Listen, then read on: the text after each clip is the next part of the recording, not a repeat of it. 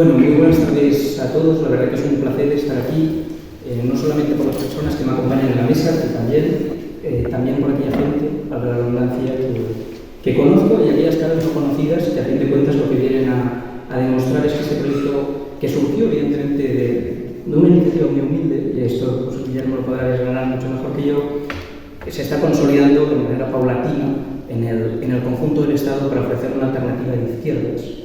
Y precisamente como actúo a modo de telonero en este acto, me gustaría ofrecer una especie de radiografía de las patologías que nosotros hallamos en lo que se podría catalogar como la izquierda institucionalista o la izquierda quizá institucionalista no sería un buen término, precisamente porque lo que hacen es constantemente atentar contra las instituciones, pero yendo un poco al grano, a lo que me quiero dedicar es básicamente a la exposición o a desgranar los tres grandes males que he observado yo. En primera instancia, el grave problema que observo es que dentro del paisaje moral la izquierda y la derecha no se diferencian en demasía. Es decir, fijaros que si nos remontamos a actos recientes de otras presentaciones, de otros proyectos de esta izquierda hegemónica, nos damos cuenta de que hay una simbiosis discursiva. Y dejadme leer algunos fragmentos muy breves de determinadas intervenciones que se pudieron vislumbrar en el acto de sumar la coalición o el protopartido de la ministra de Trabajo de Yolanda Díaz recientemente en Sevilla, aquí en la región, en Andalucía. Isabel Serrano, que era la persona que introducía un poco lo que era el acto, primero hacía una crítica furibunda al decrecimiento del estado del bienestar, al fracaso del modelo cosmopista, y denunciaba, entre otras cosas, pues, los problemas que hay de transporte público en Andalucía, que yo creo que los padecemos todos los usuarios que durante un tiempo de nuestra vida hemos permanecido aquí o los que directamente pues, seguís residiendo en Cádiz, en la provincia o en el resto de Andalucía. Lo que venía a decir a continuación, y fijaros un poco la paradoja, era lo siguiente. Decía, no hay nada más importante que el origen.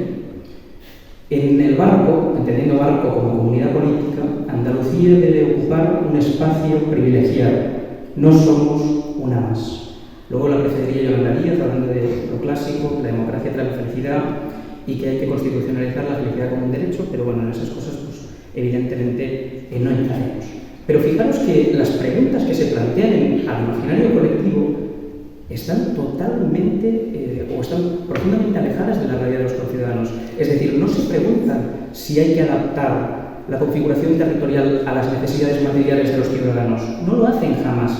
Recurren a un esencialismo profundamente burdo para tratar de autorreivindicarse en aras de no se sabe qué. Y desde la izquierda y desde el jacobino, de ahí a nuestra necesidad de crear un proyecto alternativo, lo que reivindicamos es que no se puede suscribir bajo ningún concepto, el argumentario moral de la derecha, incluso por propias razones de mercadotecnia electoral. Es decir, cuando uno al entorno cívico le ofrece exactamente lo mismo que ofrece el otro, no tiene sentido. No tiene sentido que empleemos la religión como argumento de autoridad máximo, ni el esencialismo no lo tiene. Precisamente aquello genuinamente socialista es barrer con la tiranía del origen, acabar con la arbitrariedad más absoluta.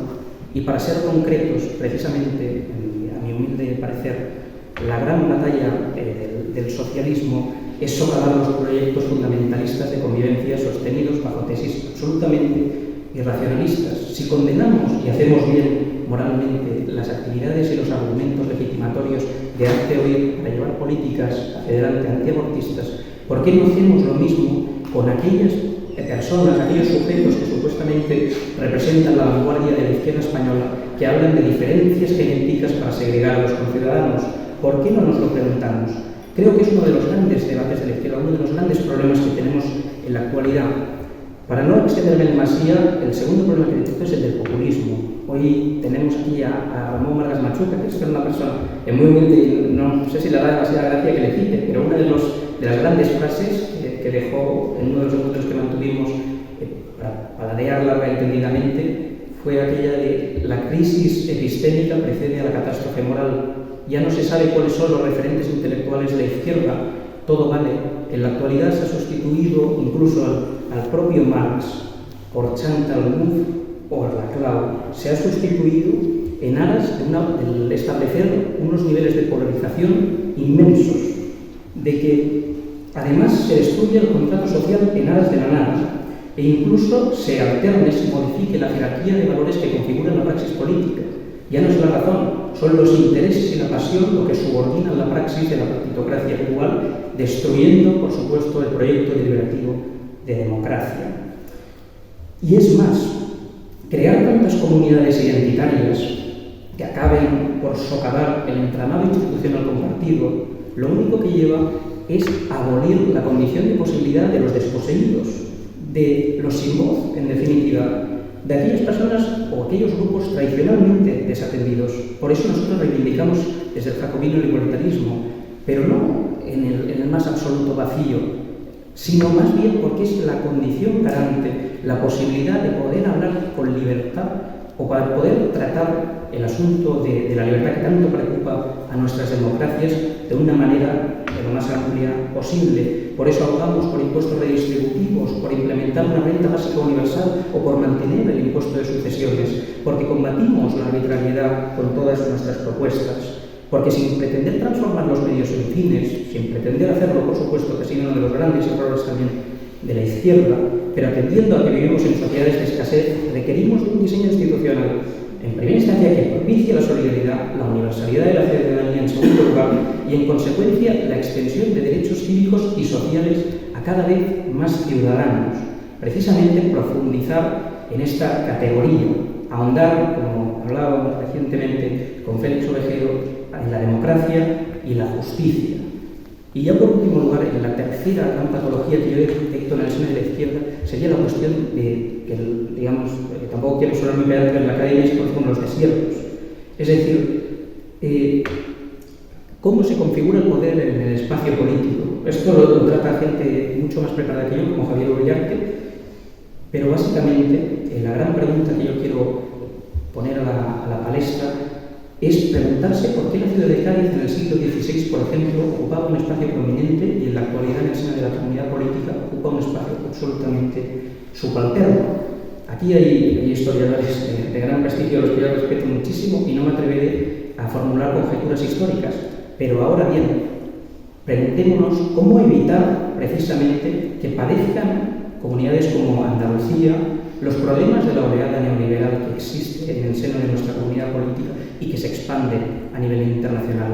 Cómo acabar con la absoluta turistificación de determinados barrios humildes. Cómo combatir la destrucción del patrimonio natural, que sabemos aquí que el Partido Popular precisamente insiste en demasía en estas cuestiones. E incluso cómo acabar con la precariedad estructural que provoca que tantos jóvenes que estuvimos aquí durante un largo periodo de nuestra vida y disfrutamos de esta maravillosa tierra, tengamos que emigrar en búsqueda de oportunidades.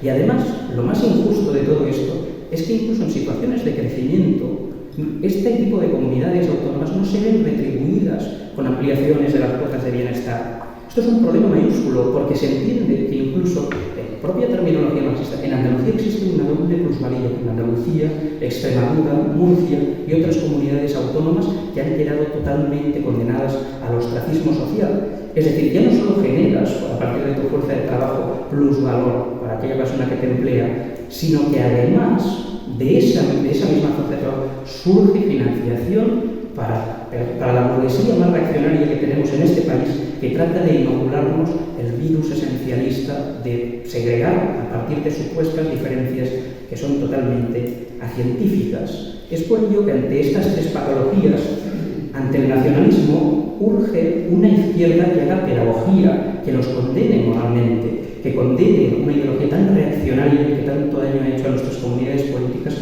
como el nacionalismo. Ante el populismo es necesaria una izquierda que tenga unas raíces profundamente racionalistas, que combata el fundamentalismo de mercado y que a su vez acabe, a partir de, por ejemplo, valores como el laicismo, con este puritanismo que se ha impregnado en nuestra izquierda. Ser contrarios, en definitiva, a los actores hegemónicos que hallamos hoy en día en las instituciones y que fraguan la desafección más absoluta que se traduce en cualquier comunicación común con los ciudadanos. Y en último lugar, en esta, digamos, clasificación de patologías, hallamos la desertización absoluta de Andalucía, urge una reconfiguración de la organización territorial del Estado por temas de ahondar fundamentalmente en la justicia y en la igualdad y en consecuencia en la libertad. Por eso urge una formación de izquierdas y concluyo socialista y por ende antinacionalista, porque resulta imprescindible acabar con las fronteras ya existentes y con aquellas que están por construir. Y porque ante la amenaza del desmantelamiento de la propia condición de ciudadano, con una mirada cosmopolita que se extienda más allá de nuestro propio Estado, solo cabe tomar partido en aras de ahondar en la ampliación de derechos tan amenazados por fundamentalistas de toda índole y tan necesarios para quienes el privilegio no fue una condición inherente a nuestro transcurso por la vida. Muchas gracias.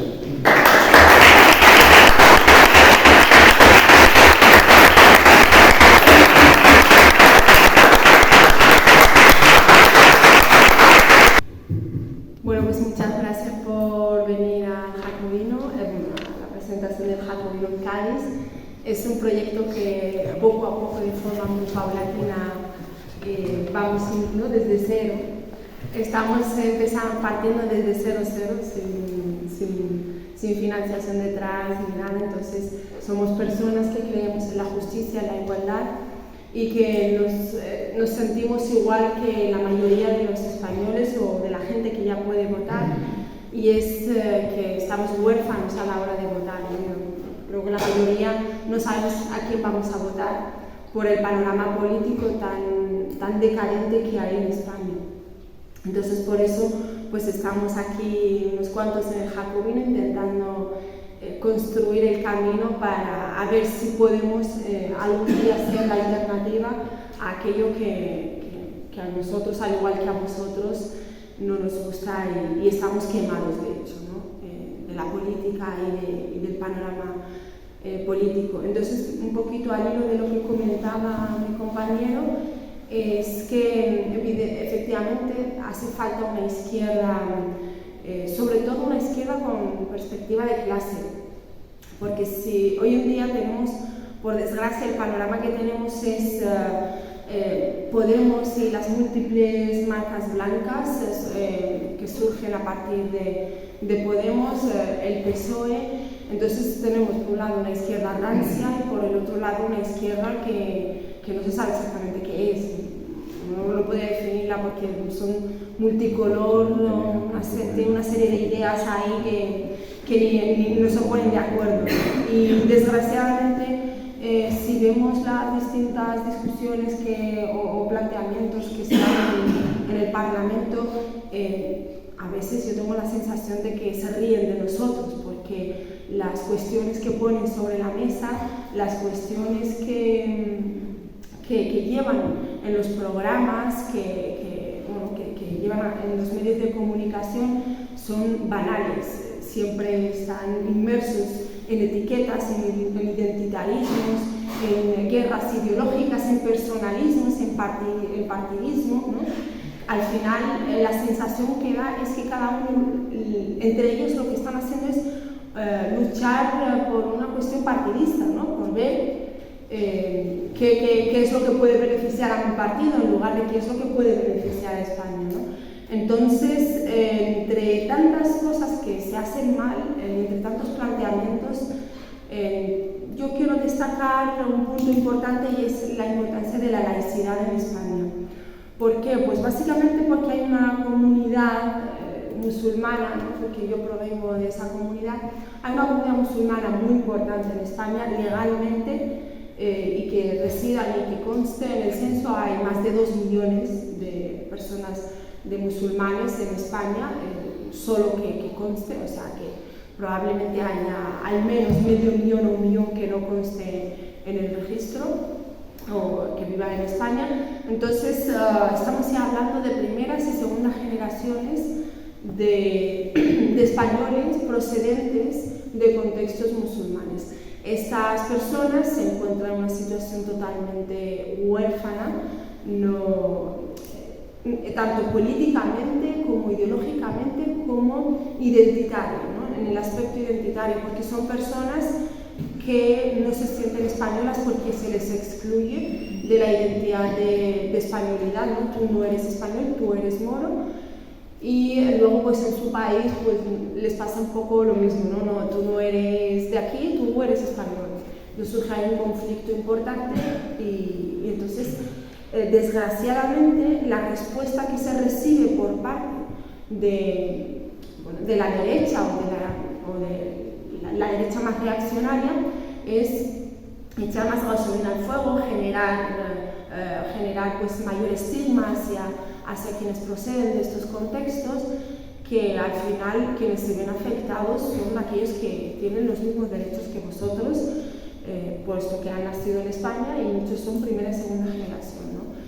Y la derecha más reaccionaria los estigmatiza con discursos racistas, con discursos excluyentes, y por el otro lado tenemos a las distintas izquierdas existentes o que se denominan como izquierdas, ya sean Podemos o sus marcas blancas o el rancio PSOE. Esta parte de la izquierda lo que hace es excluirlos del concepto de ciudadanía, por tanto ya no entramos en el concepto de ciudadanía, sino somos musulmanes, ¿no? Por lo visto está el ciudadano, el extranjero y el musulmán, y han convertido el ser musulmán en una especie de identidad, incluso en una especie de estatus jurídico, ¿no? Parece ser un estatus jurídico, por tanto no eres ciudadano, no eres extranjero, eres musulmán.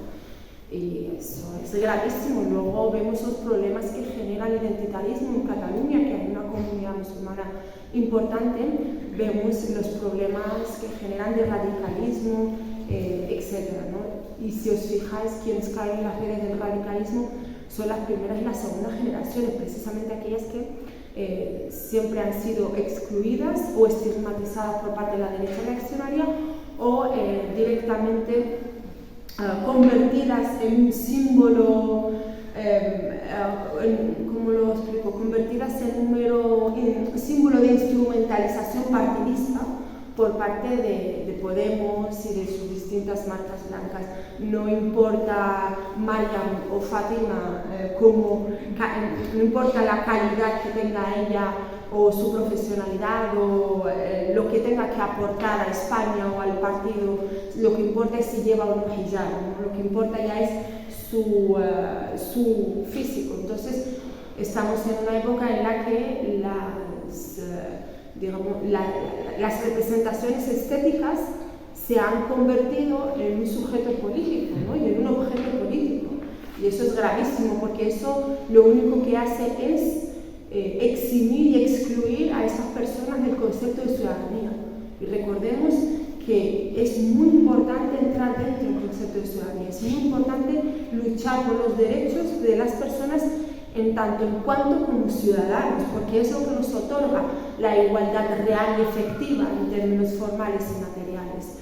Y otro punto que me gustaría recalcar es el feminismo. Como feminista que soy, me preocupa la cuestión feminista en España, sobre todo la deriva en la que ha terminado el feminismo por parte del PSOE y por parte de Podemos. Especialmente estos partidos han instrumentalizado de forma muy grave el feminismo hasta tal punto de que han hecho que el feminismo se asocie a su marca política, ¿no? Podemos, cualquiera que dice el feminismo, hay gente que rechaza el feminismo porque para ella el feminismo es Podemos, otros, las feministas clásicas también del PSOE pretenden fiscalizar el feminismo, lo cual es muy grave. El feminismo es un movimiento de liberación que llevan a cabo las feministas para mejorar las condiciones de las mujeres, y bajo ningún concepto se debe de permitir que ningún partido político lo instrumentalice con fines partidistas. Entonces es importante resurgir y hacer renacer el feminismo desde una perspectiva de clases. ¿Por qué? Pues porque mientras PSOE y Podemos ahora mismo están en una guerra partidista por parte de unos pro-queer, otros anti-queer, pero al final lo que subyace detrás de ese debate pro-queer y anti-queer no es más que una guerra partidista entre el PSOE y Podemos. Yo me gustaría desde el Jacobino insistir en la idea de un feminismo con una perspectiva de clase donde se ponga el foco en las mujeres de clase trabajadora. Mujeres de clase trabajadora trabajadora tanto nativas, es decir, españolas nativas, como las extranjeras o aquellas que se han nacionalizado. Es importante ver ese techo de cristal o ver esa interseccionalidad que se ven afectadas todas esas mujeres que son de la clase obrera, que al final son las que están siendo olvidadas por parte de Podemos y del PSOE, sumergidos estos en un debate identitario, convirtiendo el feminismo en un mero debate partidista e identitario. Entonces, desde aquí me gustaría insistir en la importancia de un feminismo con perspectiva de clase, sobre todo mujeres que están en sectores muy feminizados, como trabajadoras de la limpieza, trabajadoras domésticas, entre tanto, ¿no? Tantas mujeres que están en estos sectores muy precarizados, muy castigados, tanto en el ámbito legislativo como en el ámbito laboral, y están totalmente excluidas de los intereses partidistas, porque desgraciadamente en general no ven en ellas un provecho. Y para terminar, simplemente, que ya me he comido mucho tiempo, quiero recalcar la importancia de ver otras vías más allá de las que ofrecen los Podemos, PSOE y sus marcas blancas. Creo que hay muchos proyectos como el Jacobino que estamos intentando sentar un poquito las bases y decir, oye, por favor, un poco de seriedad a la política, ¿no? Porque la política no es un teatro en el que, no, porque eso es lo que han convertido la política, tanto la derecha reaccionaria como las distintas izquierdas, ¿no? en un mero entretenimiento donde la inflación está a más no poder, los problemas laborales asfixian a la población media en España. Oigan, ¿qué es esto?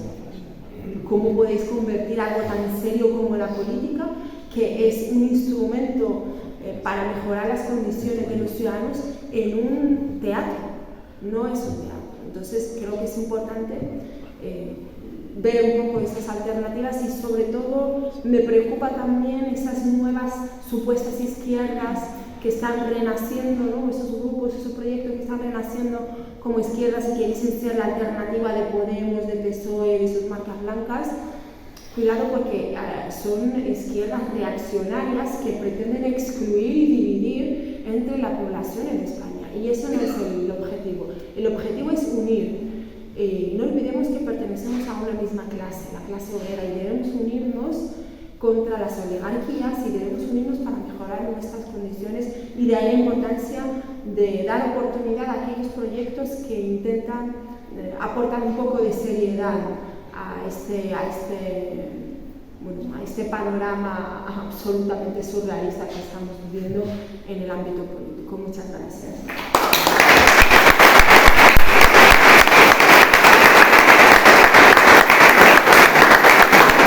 Muchísimas gracias por venir, la verdad que estoy muy feliz de estar en Cádiz, con la maravillosa ciudad que tenéis. Tiene mérito que un jueves por la tarde, casi por la noche, estéis aquí escuchándonos. Muchísimas gracias a mis compañeros, siempre es un gusto escucharos. Marc y Nasra, después de dos intervenciones tan brillantes, a uno le quedan pocas cosas que decir. Por supuesto también muchas gracias a Javier, a Arturo, como siempre, al pie del cañón, y a todos.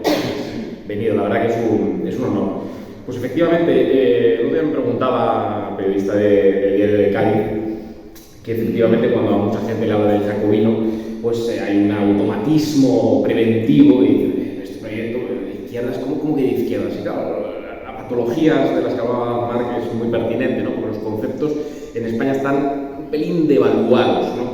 Y efectivamente hay gente que considera que el Jacobino no va a ser un proyecto de izquierdas, ¿no? Porque defender posiciones igualitarias en todos los contextos, en todos los ámbitos, en todas las circunscripciones, en todos los códigos postales, pues en España repentinamente, aunque es un proceso ya larvado de décadas, se ha convertido en posicionamientos reaccionarios. En cambio, defender a veces posiciones profundamente antiigualitarias se ha convertido en la quinta esencia del progresismo, y esas son algunas de las patologías de las que cabe hablar y las que cabe enfrentar.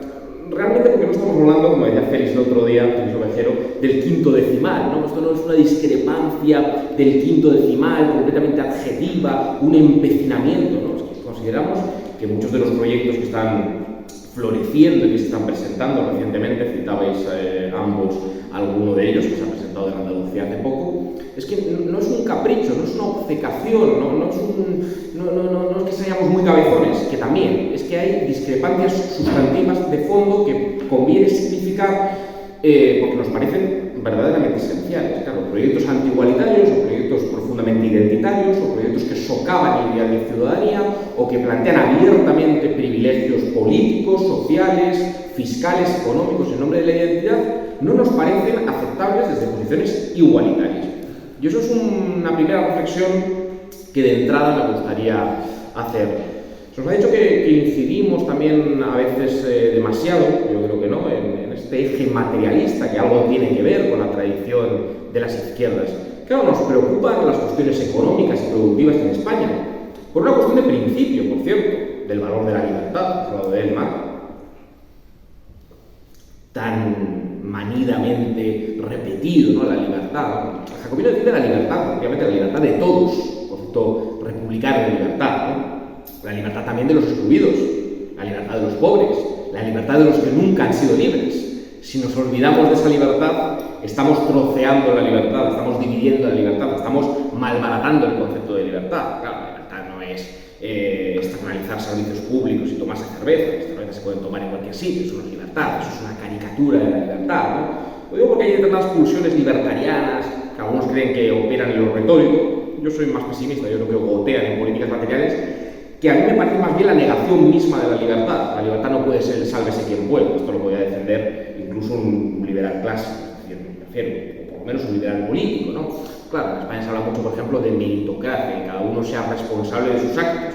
En cambio, furibundamente, muchos defensores de la meritocracia se revuelven cuando decimos que, hombre, las herencias, que son lo menos meritocrático del mundo, lo más aristocrático, nadie elige el origen, nadie elige el contexto, nadie elige la familia, pues tendría sentido que buscáramos una tributación común en todo el Estado, como decía Marx, con un mínimo exento, porque no somos nada radicales, ¿no? Una cosa razonable, pero tiene mucho que ver si uno se cree precisamente esa libertad en serio y esa que cada uno sea dueño de sus actos, pero que no estemos lastrados por el origen. Claro, quien habla de meritocracia, pero en cambio se revuelve ante la tributación de las herencias, pues está claramente demostrando que no cree más que la perpetuación de los linajes, en un proyecto de perpetuación de linajes. O sea que cuidado, porque cuando a veces se nos dice incidís mucho en conceptos como neoliberalismo, fundamentalismo de mercado, que no están bien tasados en la academia.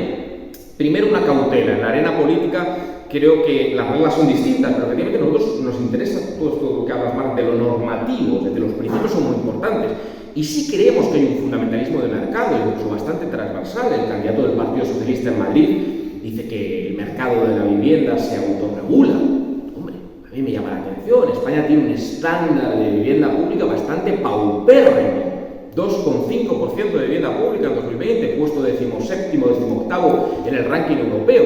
Lo digo porque hay algunos que son fundamentalistas de mercado que hablan constantemente de la grasa del Estado. Y bien, estoy dispuesto a que hablemos con racionalismo, racionalidad, por supuesto, de aquellos lugares del gasto público donde hay que racionalizarlo y supervisarlo, como no. Un espacio de eficiencia y de eficacia. El jacobino nunca se ha obcecado en negarse a que gastar el dinero público e invertirlo correctamente, ¿cómo no? Pero ahora bien, yo digo que quizás hay grasa en algunas partes del Estado, pero falta mucho músculo.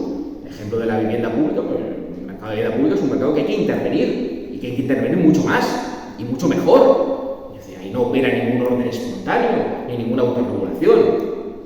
No, es que no hay que intervenir precios, bueno, pues igual medidas quirúrgicas de intervención, luego lo que hay que hacer es una política de inversión sostenida y planificada de parques de vivienda pública que no se puedan enajenar, que no se puedan vender, que sean en alquiler, y hace falta mucho dinero para eso, y hace falta voluntad política, y hace falta una política común y social. Yo creo que hay partidas del Estado social que hay que mejorar abiertamente, con lo cual tampoco me vale descartar a priori cuando hablamos de fundamentalismo de mercado, que es que parece ser que es una manía nuestra retórica. No es una manía, es el análisis materialista concreto de una serie de circunstancias que en España, por ejemplo, no son baladíes ni son menores. En Cádiz lo conocéis bien. Claro, los efectos de la terciarización del modelo productivo, y eso que aquí hablar de industria es algo muy pertinente. Claro, cuando a nosotros nos preocupa el modelo productivo español, claro, se habla de productividad, de salarios, no son temas menores, cuando hablamos en contra de la desregulación del mercado de trabajo, esto no es un capricho,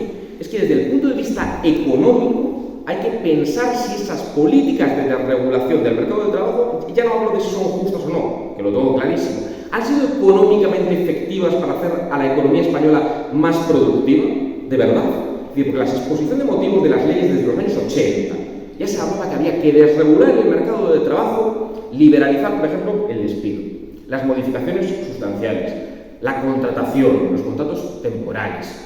Eso nos iba a hacer más productivos, más competitivos. La devaluación salarial. No teníamos otra manera que competir vía salarios.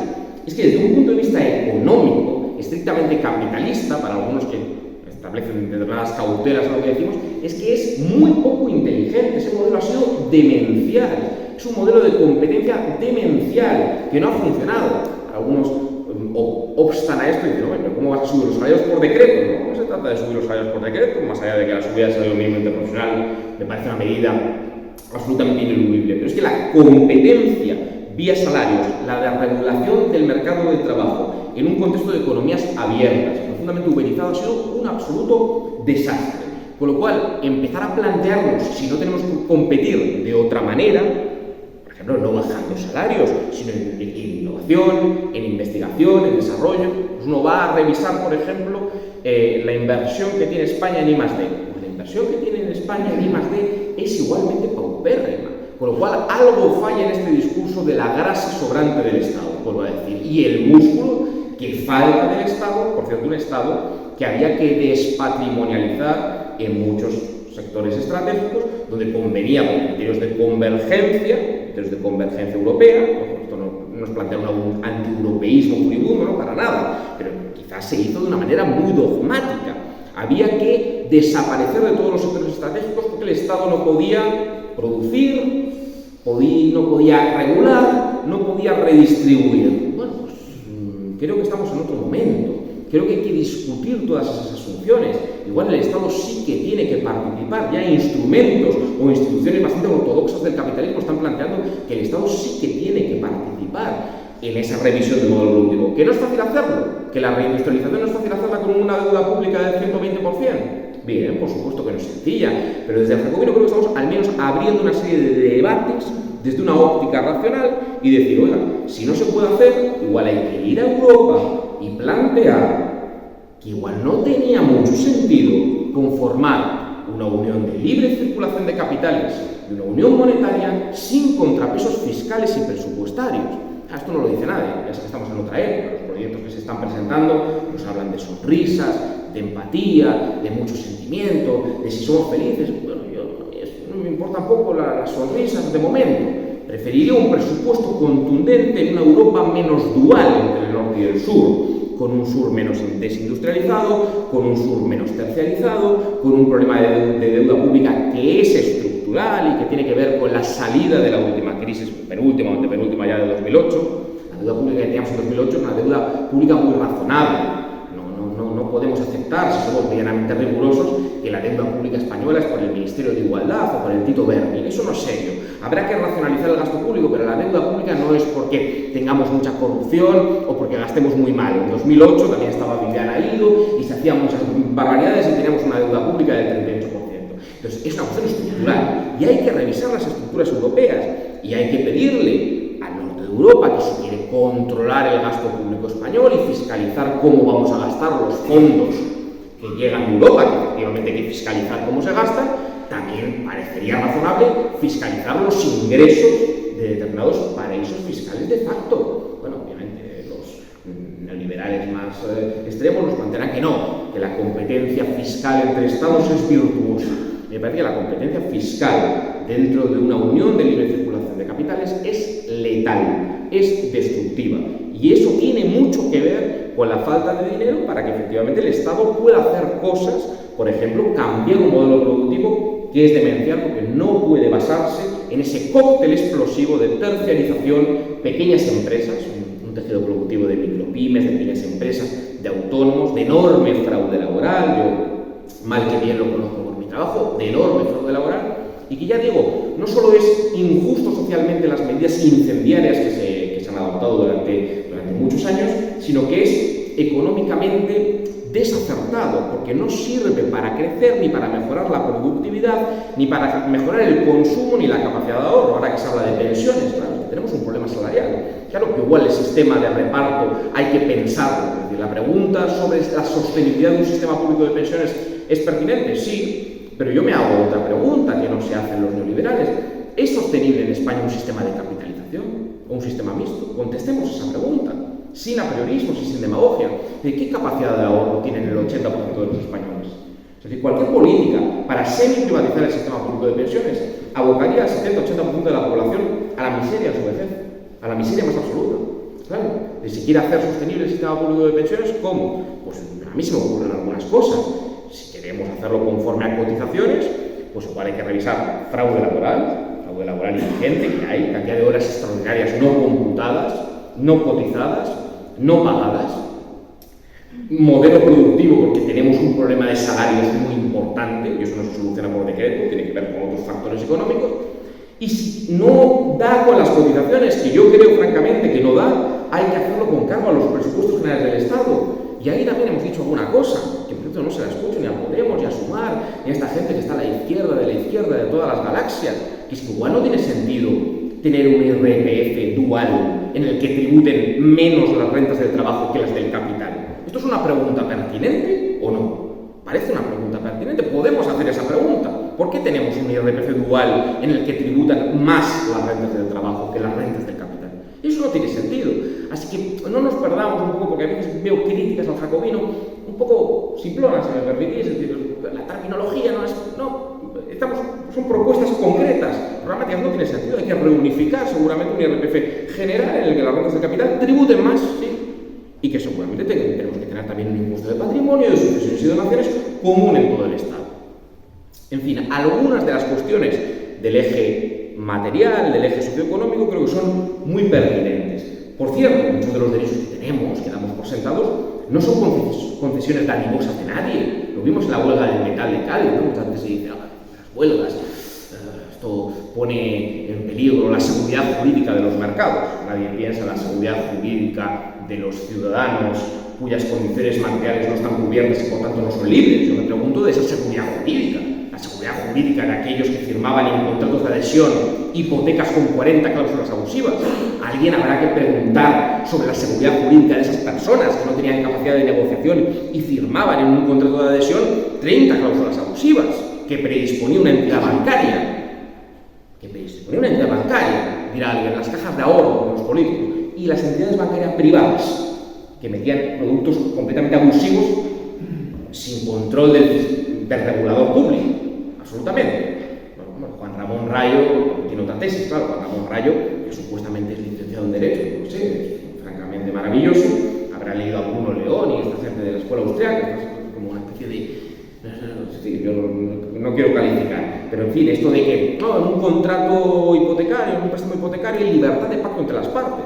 Deje de estafar a la gente, no engañe a la gente. Es un contrato de adhesión, no hay capacidad de negociación entre las partes. El predisponente predispone y el adherente firma.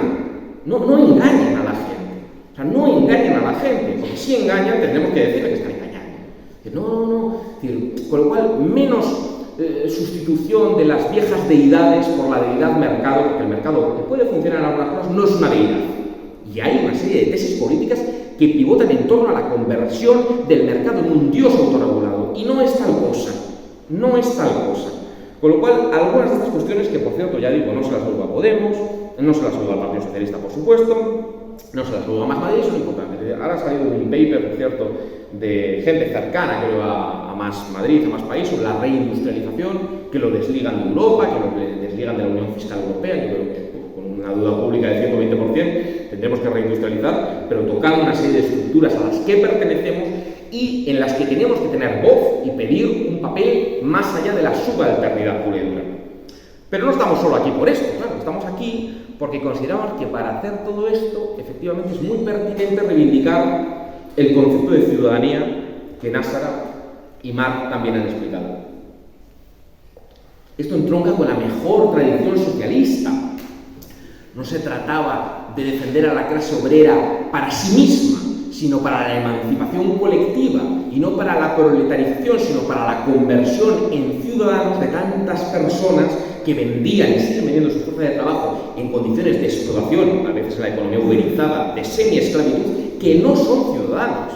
Claro que me encanta cuando Cayetana Álvarez de Toledo habla de ciudadanía. El problema es que cuando acto seguido se defienden las tesis económicas de Daniel Lacalle, pues me parece que es una ciudadanía que se disuelve como un azucarillo en un vaso de agua.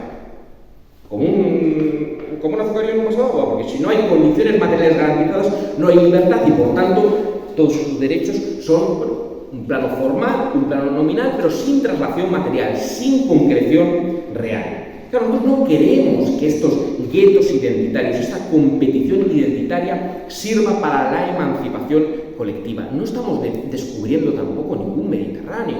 A mí a veces me da un poquito de vergüenza subrayar tanto ideas que considero tan obvias, que la izquierda ha sido siempre, sí, en sus ejes clásicos, universalista, internacionalista. Defendemos el laicismo, cosa que no se lo escucha absolutamente a nadie. No, el laicismo, qué cosa tan vieja. El laicismo religioso identitario, pero ¿eso qué es? Ahora se ha puesto de moda hablar de naciones culturales. Mire, sí, el laicismo, efectivamente. El laicismo en todo caso, en toda condición. No respecto solo a la Iglesia Católica o al Concordato, que también, sino a cualquier confesión religiosa, a cualquier religión New Age de nuevo cuño y a cualquier identidad cerril del código postal. Algo tan sencillo como que yo no acepto de ninguna de las maneras que un ciudadano de Sanlúcar de Barrameda tenga que ser un ciudadano de cuarta respecto a un ciudadano de Fuenterrabía.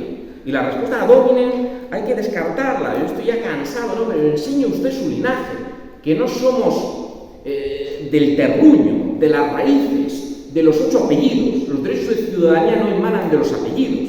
Si yo soy hijo de Donostiarra, y me es absolutamente indiferente. Reivindicamos un proyecto de emancipación en el que se pueda decir, como dijimos hace 3 semanas en San Sebastián, exactamente lo mismo que decimos hoy aquí, no para regalar el oído a la audiencia. Sí, yo soy hijo de Donostiarra, no soy hijo de un trabajador de Sanlúcar de Barrameda, pero me parece vergonzoso absolutamente que se hayan validado como progresistas políticas eminentemente reaccionarias que plantean que los derechos son de las lenguas, de las raíces, de las tribus, de las metafísicas. No, los derechos son de los ciudadanos, en una comunidad política democrática. Si nos tomamos en serio la tradición republicana y la tradición socialista. Otra cosa es que seamos reaccionarios y que creamos que por este cuento de las sonrisas y de las voces melosas, pues nos vamos a tragar los cuentos. Pero sí, hay que decirlo claramente. En España hay diferencias generadas por la clase social, la doble tiranía del código postal, diferencias hasta en esperanza de vida, según los códigos postales de barrios de grandes ciudades. Esto ocurre en España, no allá muy lejos, aquí en España, y hay una tiranía adicional del código postal, que es que según el código postal donde estés afincado, tienes un acceso a unos derechos u a otros, a una sanidad u a otra. Y es inaceptable que no pueda haber una formación política de izquierdas que diga que no hay que externalizar ni un poquito la sanidad en nada, ni la educación, ni otros servicios públicos. Es más, hay que ser mucho más ambicioso en las políticas redistributivas, en las políticas sociales, en las políticas de defensa de la dignidad del trabajo. Pero al mismo tiempo no hay que segregar cantonalmente esos servicios públicos, porque es otra forma, quizás la más efectiva de todas, de privatizarlos. Es absolutamente inaceptable que no tengamos un historial clínico centralizado. Es absolutamente inaceptable que le regalemos a Vox la causa de una tarjeta sanitaria única. ¿Perdón? Una tarjeta sanitaria única. Que todos los recursos sanitarios estén movilizados para lo público. Y que dé igual de dónde vengas. ¿Qué es esto de dónde vienes? ¿Venir de fuera dentro de la comunidad política? O sea, venir de fuera dentro de la comunidad política se ha convertido en un concepto progresista. De Cádiz a Cuenca, de Cuenca a Cádiz. Uno viene de fuera. ¿De dónde viene usted? Exhiba sus afectos, exhiba su linaje, exhiba sus apellidos, exhiba sus raíces. Déjeme en paz.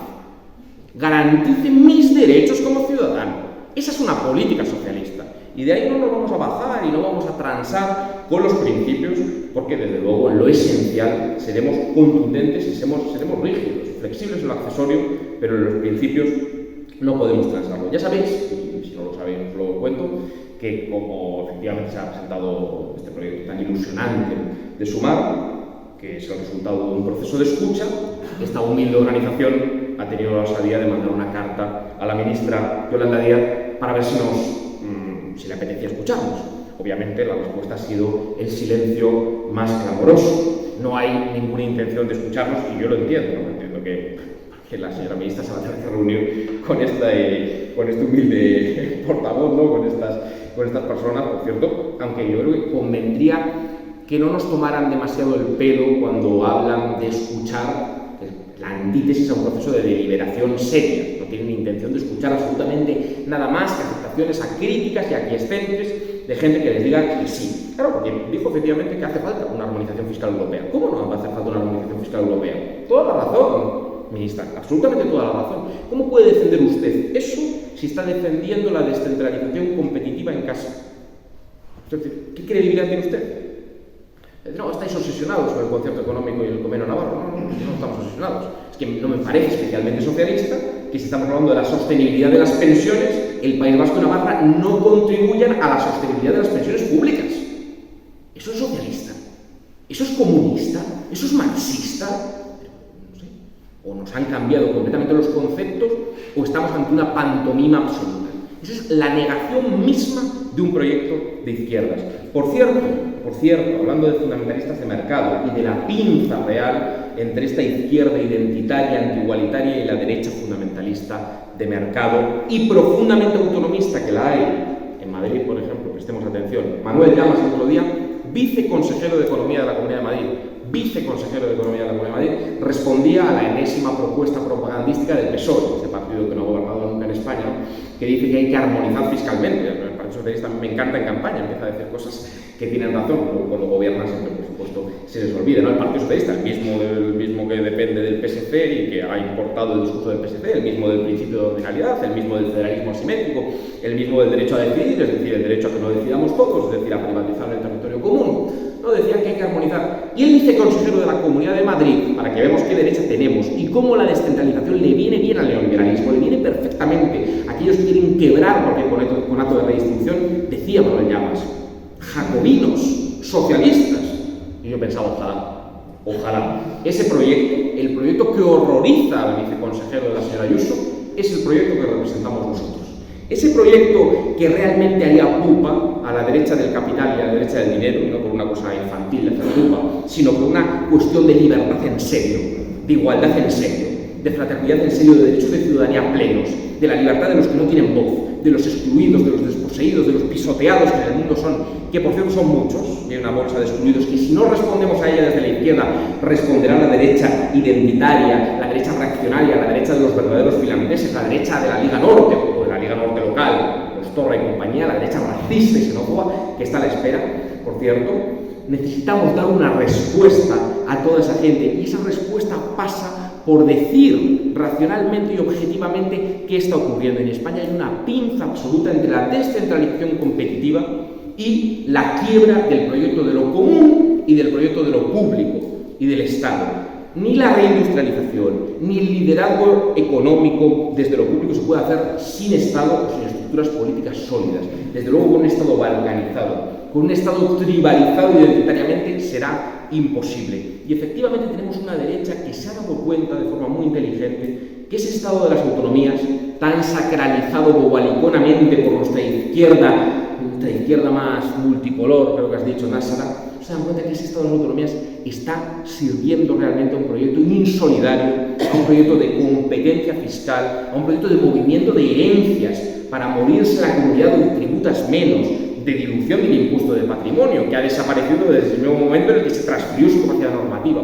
Un proyecto desigual, en el que la educación y la sanidad son diferentes, un proyecto en el que se coopta y se le ponen barreras al mercado laboral para no acceder un trabajador del puerto, por ejemplo, a un trabajo en Gerona porque no puede acceder, porque se utiliza la barrera lingüística, que es una barrera adicional a la barrera de clase. Pues hay que saber denunciar ese proyecto, no por obsesión, no por capricho, no por quinto decimal. Es un proyecto sustantivamente distinto el nuestro. Ojalá estuvieran representadas estas ideas por el PSOE, por Podemos. Ojalá, sería más cómodo para nosotros.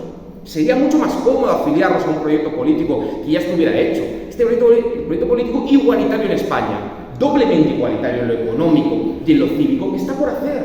Ojalá estuviera hecho. Ojalá vislumbráramos que sumar es una opción. Ojalá.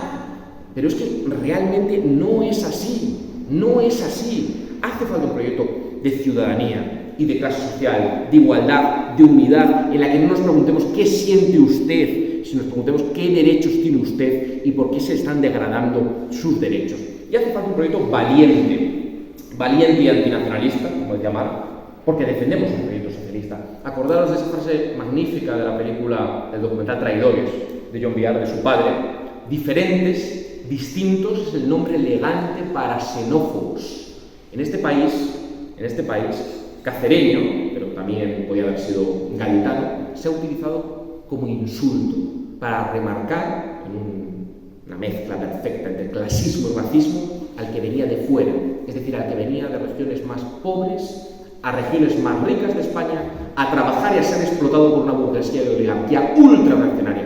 Ese proyecto, utilizar un gentilicio de un conciudadano para señalar una mezcla nauseabunda de racismo y de clasismo al que venía de fuera, al trabajador, al obrero, para marcarlo con el distintivo de venir de fuera, ese proyecto, tenga los votos que tenga, no nos van a convencer nunca de que es un proyecto de emancipación.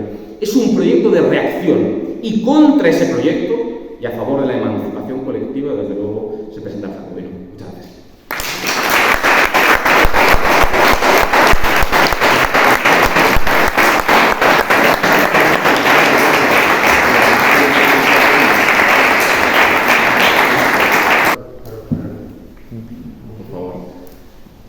Bueno, yo de entrada yo no quiero ni hacer una pregunta, yo lo que quiero es manifestaros mi agradecimiento por el entusiasmo. Yo hacía tiempo que no veía a gente tan joven y bueno, tan con vocación de verdad,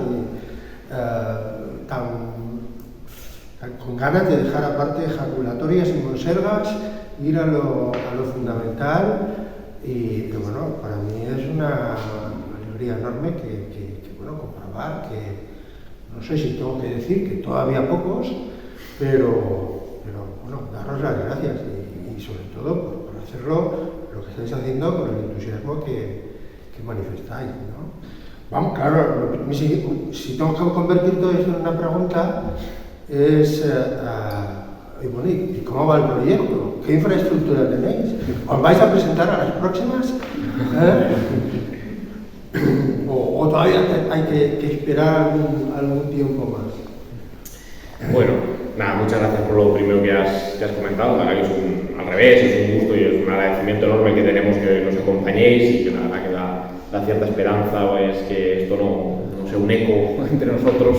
Es complicado, no te descubro nada que lógicamente es complicado. Como decía Nasra, no tenemos fuentes de financiación ingentes, no sé por qué será, pero de momento no hay cola, no hay fila para financiar este proyecto. Pero sí, yo creo que tenemos cierta claridad de las ideas. El Jacobino desde, bueno, de casi 3 años, como decía Javier, ahora en una fase más organizativa, de crear una organización política de la nada o de poca cosa es harto complicado, pero bueno, no quiero tampoco dejar un mensaje muy escéptico, muy pesimista, ¿no? Yo creo que tiene la capacidad, dentro de unas coordenadas igualitarias, como hemos dicho, de atraer a gente que viene pues, de las coordenadas del Partido Socialista, pero también de las coordenadas de Izquierda Unida, de la izquierda más transformadora. En Madrid hay bastante gente ya que venía de esa militancia más bien de Izquierda Unida, y bueno, se está creando una protoestructura, una pequeña estructura. Nosotros hemos dicho que creemos que las elecciones europeas pueden ser una oportunidad, con cautela, con prudencia. Vamos a ver qué pasa en este 2023, que hay que trabajar mucho, que hay que seguir trabajando mucho, pero bueno, quizás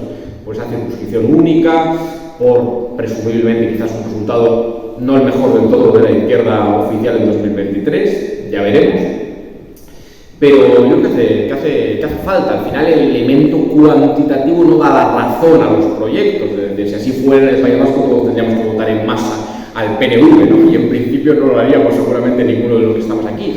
Entonces, bueno, las causas justas no se tasan al peso, ¿no? Entonces hay que seguir trabajando. Estamos en una fase de articulación de estructura complicada, falta dinero, la presencia mediática no ha ido mal, pero bueno, también cuando se vislumbra que hay posibilidad de ser un actor político que rivalice con lo que hay, las puertas entreabiertas se pueden cerrar, y también ya hemos visto ese riesgo, ¿no? Hay intereses, obviamente, en que lo que estamos diciendo nos salga adelante. Hemos pisado muchos callos, ¿no?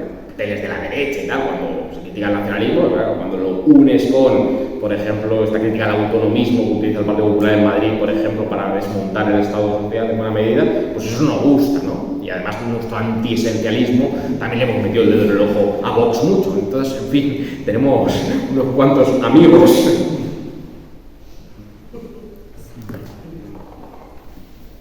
La cuestión es aprovechar que no sabemos cuándo van a volver por aquí. Cuando nos invitéis. Bueno, yo no soy muy verde en política, es el segundo meeting al que asisto, pero me ha gustado mucho que allí hablado sobre el laicismo. Creo que este año es muy importante. Yo también noto, creo que cualquiera, ese estigma social que hay entre las personas musulmanas. El tema del Sáhara también me parece importante que lo habléis, porque casi todo el mundo lo ignora. Y de nuevo también daros las gracias por estar aquí y darnos ese mensaje optimista de que las cosas pueden cambiar. Muchas gracias. Quizás el pesimismo de la acción, ¿no? Sabemos las cosas que están complicadas, pero eso no significa que no haya que actuar. Hay que actuar. Yo la verdad es que sí, ahora una saharaui también ha salido en Más Madrid, ¿no? Bueno, Nasara es parte central del proyecto, la verdad, y no es por una cuestión, todo lo contrario, ¿no? Lo hablaba yo con ella el otro día, es decir, claro, lo que hay que dar a la población inmigrante quiere decir que queremos ciudadanía, no queremos es decir, mezquitas, ¿no? Queremos sindicatos, queremos que la condición de ciudadanía sea real, sea material, sea inclusiva, es decir, es que el gueto multicultural, el vivir aparte no es una opción. Es decir, hay que tomarse en serio la ciudadanía frente a los reaccionarios de todos los lados, ¿no? Frente a los reaccionarios de esa izquierda multicultural del gueto, es decir, la diversidad. Oye, el mundo musulmán es complejo, también hay extrema derecha en el mundo musulmán, esta izquierda un poco posmoderna, que plantea cualquier experiencia cultural, pero también frente a los reaccionarios del otro lado, ¿no? Que están planteando pues, tesis racistas con una supuesta defensa de las fronteras, confundiendo que la ciudadanía es un concepto político. Es decir, que Nasara es un buen ejemplo de lo que yo creo que es la ciudadanía española. La ciudadanía española no tiene que ver con el apellido, no tiene que ver con el color de piel, no tiene que ver con el origen y la procedencia, es una cuestión política. Yo creo que eso es un tema importante, aparte de todo, yo la admiro un montón porque a mí Nasara Roto me transmite verdad y creo que en un tiempo en el que está tan devaluada la verdad es importante. Muchas gracias por... No, hay que decir las cosas buenas también, ¿no? Pasamos todo el día hablando de cosas malas. Sí. Bueno, es un proyecto que irá poco a poco y ya está. Estamos luchando, trabajando y esperemos que llegue. Y seguramente así empiezan todos, porque la diferencia, se lo estaba diciendo el otro día a Guillermo, que él podría estar, por ejemplo, en el PSOE si quisiera o en cualquier otro partido de estos, pero a mí también me han ofrecido muchos partidos políticos que están ahora en las instituciones, me han ofrecido entrar, varios de ellos, y siempre les he dicho que no, porque no comparto su proyecto y porque creo que su proyecto al fin y al cabo no es más que intereses partidistas, que yo no quiero estar en un partido para yo escalar políticamente ni mejorar mis condiciones, para eso ya me lo trabajo yo en mi terreno personal, ¿no? Y yo creo que eso es lo que lo que compartimos nosotros, que tenemos nuestra vida aparte, nuestra fuente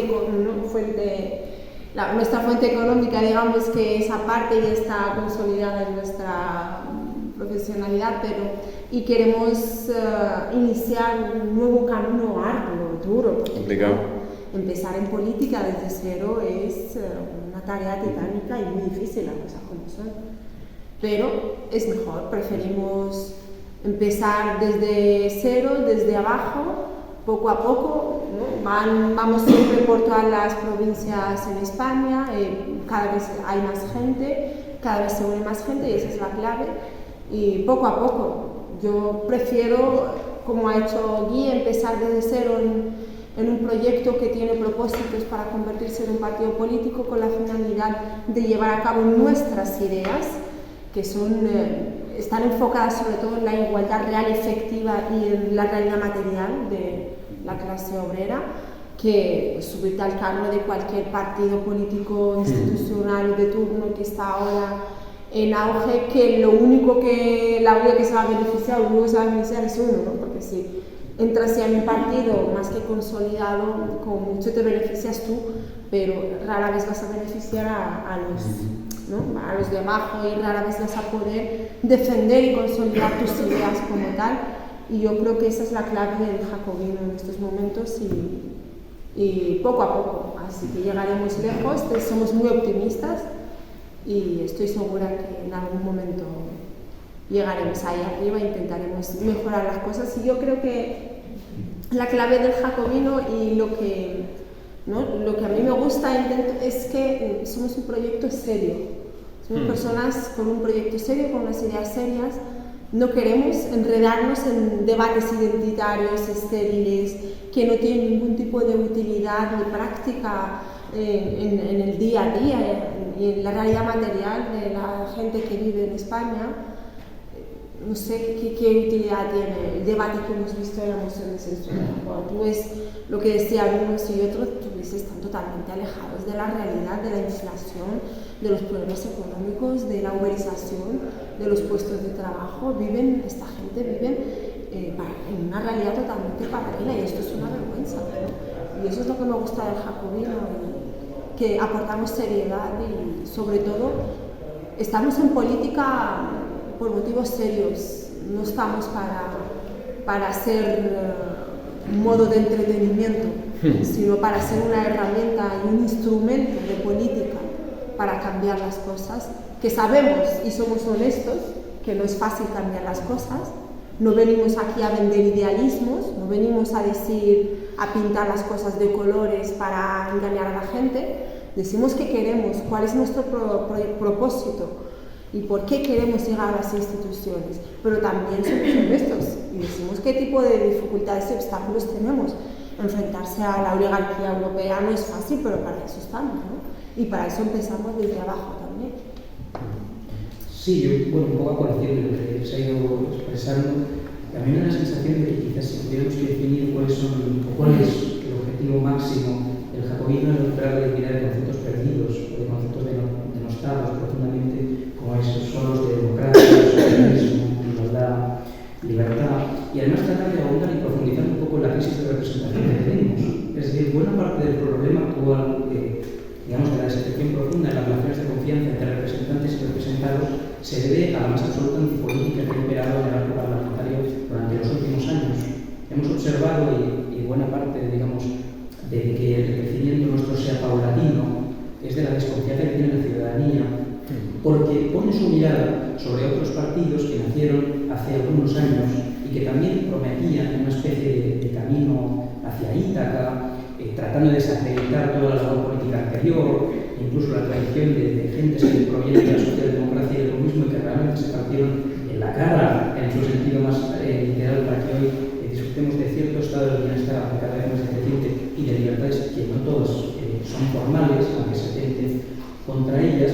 Y es importante recuperar esta relación de confianza, precisamente es por lo que hablamos nosotros, por evitar este distanciamiento entre el representante y el representado, por hacer ver que, entre otras cosas, como habéis podido comprobar a lo largo no solamente de nuestras intervenciones, sino de las conversaciones, pues ya digamos más coloquiales que se mantienen en la edad y que probablemente se mantengan a la salida, es que nosotros somos personas comunes, es decir, cuando hablamos de los problemas de las gentes trabajadoras, no lo hablamos en abstracto, ni digamos haciendo una especie de mitologización, o por ejemplo cuando uno viaja a Nueva York y va en autobús por el Bronx en posición horizontal y va viendo cómo las condiciones materiales son paupérrimas, la segregación es absoluta y la vida que allí se lleva a cabo es absolutamente demencial, sino que precisamente conocemos las condiciones de explotación porque, entre otras cosas, las padecemos, conocemos las tradiciones, digamos, ya no solo a nivel ideológico y normativo, que es una de las cosas que a mí me interesa, pero también en la vida real, en la propia praxis política, en la vida de la gente, en los propios modelos educativos que se están fomentando en la actualidad, cuando tratan de inocular, por ejemplo,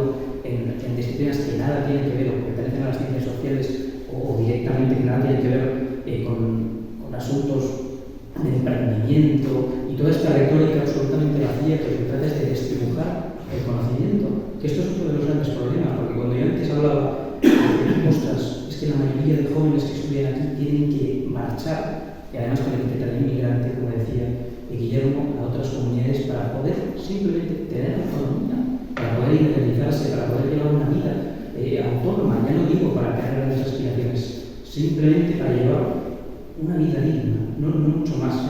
Y cuando denunciamos nosotros mismos eso, con lo que nos hallamos es que los propios sistemas universitarios fomentan estas problemáticas, fomentan este clima, este espíritu absolutamente emprendedor que es absurdo. Cuando vamos a televisiones de derechas, y Guillermo lo citaba durante su intervención, siempre nos hablan de startups, de pequeñas empresas, de las pymes, el discurso de que en un garaje se inventa Google y todos vamos a hacer los ricos. Pero claro, obvian las estructuras, obvian, por ejemplo, la propia, el propio condicionante del Estado como condición de posibilidad de estas mismas. Y además, normalmente, y esto es bastante paradójico, precisamente la gente que te vende estos discursos y que posee o está, digamos, en comités ejecutivos de estas empresas, pues normalmente la persona que inició la andadura en el mundo empresarial era su padre, y el mérito que tenía esta persona pues, es simplemente limitarse a seguir con la herencia familiar, y encima pues, te hablan de supuesta meritocracia, y contra esto lo hacemos nosotros con mucha humildad, conociendo nuestras limitaciones, que incluso, pues, siendo sinceros, son económicas, en el sentido de que nosotros desplazarnos por otras partes de España nos supone un gasto económico, ya no solamente físico. O sea, a mí me gusta venir a Cádiz, he estado viviendo aquí 5 años, y para nada me arrepiento, me parece una ciudad maravillosa, pero con esa desafección o esa melancolía de decir que algunos tuvimos que marchar precisamente porque aquí no había ningún tipo de posibilidad de prosperar, porque básicamente cuando uno se sumerge en el mercado laboral, lo que se encuentra es directamente ya no con contratos basura, sino con economía sumergida, con contratos en D. Ese era el trabajo, y ser carnaza de hostelería, que a su vez lo que provocaba es un desbarajuste en el mercado laboral. Es decir, si los cualificados estaban haciendo trabajos para no cualificados, ¿hacia dónde van los no cualificados? ¿De qué trabajan? Y luego además cuando perciben cualquier tipo de subsidio por parte del Estado se empieza a inocular de nuevo esta lógica de que existe primero la dicotomía entre centro y periferia, y parece que las gentes que viven en las periferias sean absolutamente unos corruptos moralmente a nivel ideológico, y en segunda instancia lo que se establece es que existen unos vagos y los que prosperan, y casualmente los que prosperan siempre son los mismos. Por eso hablamos de linajes, condenamos los linajes, porque aquí precisamente con lo que queremos acabar es fundamentalmente con la arbitrariedad y con la dominación que condiciona nuestras vidas. Es que creo que no es algo excesivamente revolucionario, pero sí que es fundamentalmente necesario que en un contexto como el que padecemos en la actualidad, es decir, cuando se desprestigia la política, cuando se acaba la política y empiezan a hablar estos fundamentalistas de mercado, de autorregulación, que no es más que absoluta planificación bien medida, lo que empieza a abrazar a las sociedades, sobre todo a los trabajadores, y Francia es un buen ejemplo de ello, porque observamos, por ejemplo, cómo ha prosperado el Frente Nacional, es la antipolítica, la confrontación y la segregación de ciudadanos, no en aras de obtener beneficios para comunidades tradicionalmente oprimidas, sino precisamente en aras de que se mantenga o se agrave, como bien demuestran algunos, como por ejemplo los análisis de David Harvey, las diferencias entre aquellas personas que ostentan el poder económico del país, que mueven los grandes capitales de este país, y quienes, por desgracia, no los ostentamos y simplemente planteamos algo tan disruptivo como decir, aquellos que tienen más por el azar, que redistribuyen con los que tienen menos y con los que tuvieron menos suerte en el lugar. Y por eso pienso humildemente y no aburro más de que el recomino es fundamentalmente necesario, primero, para devolver la confianza en el marco institucional compartido, modificando por supuesto el diseño en algunos aspectos, y segundo, para recuperar el valor de palabras tan importantes como socialismo. Yo sé que había preguntado sobre el laicismo. Sí, si te ocurre hacer otra pregunta, podemos tenerte hasta las 12. No, pero así es, la verdad que brillante. ¿Alguna cosa más, por favor? Aprovechad. Vamos. Entre amigos. Voy a una observación que me ha parecido muy interesante todo, pero siempre piensa uno que está mucho tiempo en estos negocios, la política, digo, ¿cuál es, para hablar muy sucio, cuál es el nicho? Es que, y que además nadie lo compra, nadie lo vende, y estaba en la parte de tu intervención muy acentuado y muy de verdad, es el estado de la autonomía, porque lo del nacionalismo está muy fácil, pero criticar la deriva parroquial y localista, y que al mismo tiempo ha hecho una selección inversa del Estado de la autonomía, no se atreve nadie, y eso me parece importante porque hace más cosas, bueno, pues esto viene de la tradición que viene, pero esto no se atreve nadie, porque aquí todo, es decir, cualquier poder local, cualquier poder provincial, autonómico, es que es un chiste desde el punto de vista de que son casi ridículos, y bueno, y eso empezó muy pronto. Estoy en Andalucía y a mí me escandalizaba ya entonces un poco el discurso que hicimos cuando lo del 165, ¿no? Era lo del 165, y salíamos a ver si nos parecíamos a los catalanes en el sentido de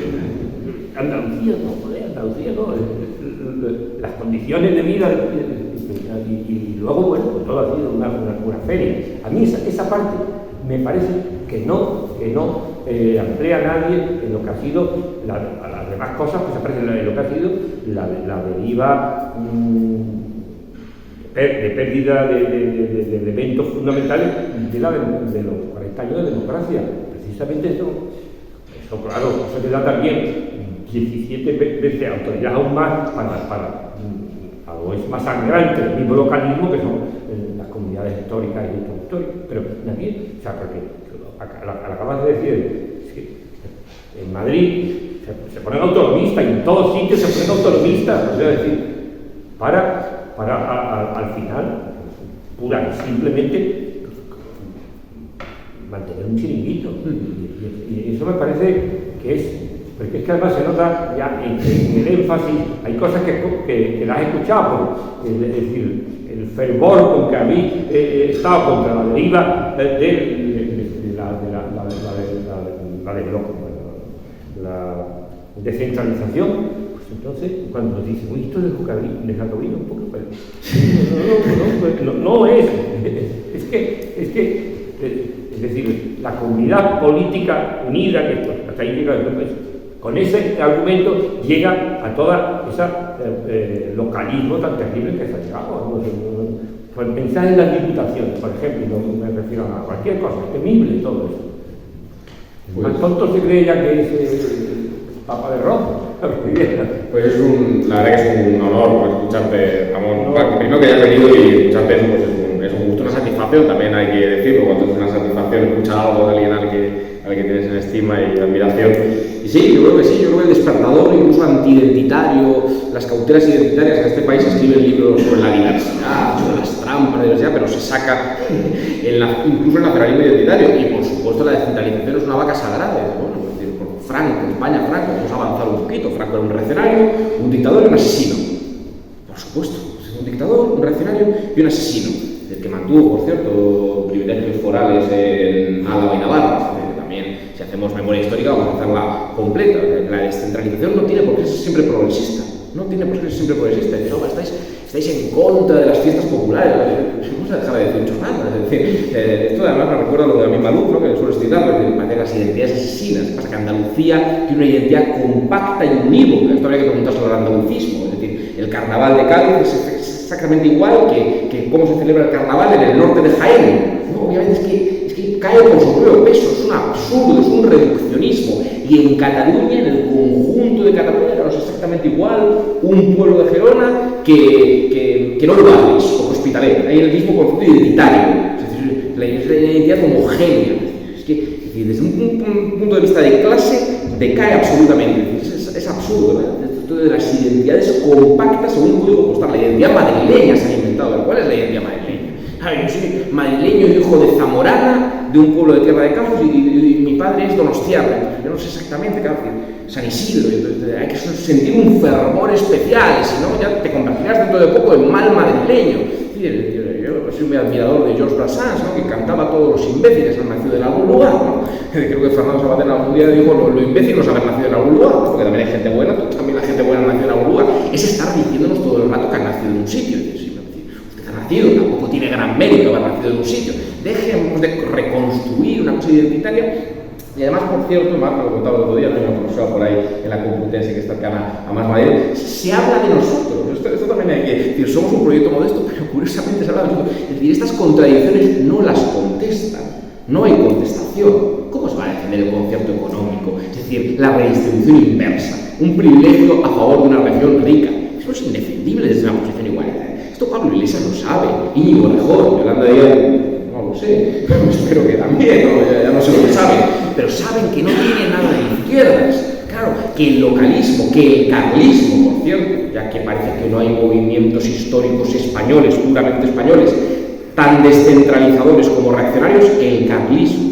¿Qué era el carlismo? Es un movimiento eminentemente, genéticamente reaccionario que planteaba el tribalismo, el privilegio de origen. Hay que barrer con todo eso, sin complejos, absolutamente. Y además lo están utilizando los neoliberales, efectivamente, porque se han dado cuenta, como decía Félix, si todo el mundo tiene competencia de fiscalidad, nadie la tiene. Y si saben perfectamente, esto se lo planteamos en muchos debates y tiran por elevación, no, ya, pero no. Bueno, Arturo también lo hablaba, ¿no? Algunos, es decir, gente que viene de está todavía atrapada en este marco mental, de decir, no, pero estáis haciendo el juego a Vox. Se puede defender una comunidad política con recentralización de competencias fundamentales para garantizar la igualdad entre españoles y no para privatizar los servicios públicos, y se puede ser profundamente antiesencialista, antinacionalista español, la quinta esencia. España como quinta esencia nos importa cero, nada, ninguna esencia. Claro, los nacionalistas proyectan, ¿no? Es decir, como yo soy nacionalista, racista y xenófobo, usted tiene que serlo, usted es nacionalista español. Me decía Lilith de Stringe, yo tengo banderas de Francia hasta en casa, en el baño. Me decía, Lilith, yo del baño en principio no tengo banderas de nada. Y pasas de Francia a España y de repente aquí cantonalismo, foralismo, neofeudalismo, carlismo. Bueno, usted sea carlista, pero no me obliga a mí, en tanto que socialista, a comprar el carlismo. Es que el carlismo en España se ha convertido en el neocarlismo en la condición de posibilidad de ser de izquierdas. No, toma el pelo. En fin, yo no sé si esto representa a millones de españoles, a cientos de miles, no sé a cuántos, pero yo sé que cualitativamente esto es un proyecto que hace falta, indudablemente. Además, anudar un programa de izquierdas con un programa claramente antitribalista, y perdona porque me he enrollado muchísimo. No, que tenéis el copyright al lado de las mejores razones, de algunas razones sobre esos asuntos. En España. ¿Algo más? Bueno, antes de cerrar, dos cositas. Antes nos dije que, aunque, como ha dicho Guillermo, el Jacobino ahora está en fase presencial, digamos, y también está en fase organizativa, pero nació como un canal de YouTube. Y en YouTube hay un canal que es el Jacobino, que hay bastantes vídeos que han hecho estos 2 años, estos 3 años. Y son bastante interesantes porque, bueno, se profundizan estas ideas a varios formatos, hay tertulias entre ellos, hay editoriales de temas de actualidad cuando procede, dando el punto de vista del Jacobino. Hay entrevistas, también hay entrevistas a muchos intelectuales, que también creo que es una cosa buena que tiene este proyecto. Y fue una de las que me enganchó en su momento, que pone un poco en valor lo que es la intelectualidad política, que parece que está un poquito degradada hoy en día, con la vulgarización de todo y demás. Y bueno, recuerdo el jacobino.es, que es nuestra web. Ahí tenéis el ideario, tenéis más información y sobre todo la posibilidad de inscribiros. Hay 3 cuotas para inscribiros mensuales. Y pensar que actos como este se están sufragando gracias a esas cuotas, y nada, si decidís dar el paso, pues seréis bienvenidos al proyecto. Y nada más, bueno, dar las gracias por supuesto a Mar, a Guillermo, a Násara, que han hecho una web en su agenda, que sé que está muy apretada para venir acá y presentar el proyecto, pero que estamos contentos, nos ha venido bastante gente y tal. Y nada, nos vemos la próxima, esperemos que vengan pronto por aquí. Ha sido un placer.